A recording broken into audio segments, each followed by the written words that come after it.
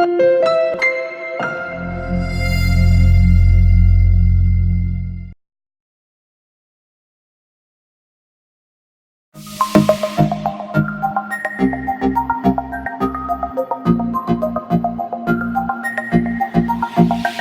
is actually an exercise that you stretching your foot, but at the same time you want to hold your back. So she's gonna grab her heel and then turn out and then keep the opposite. So the arm opposite heel lifts. This one goes to the side and then she's actually gonna go all the way up and flexing that foot. Good. And then shoulders pushing it down.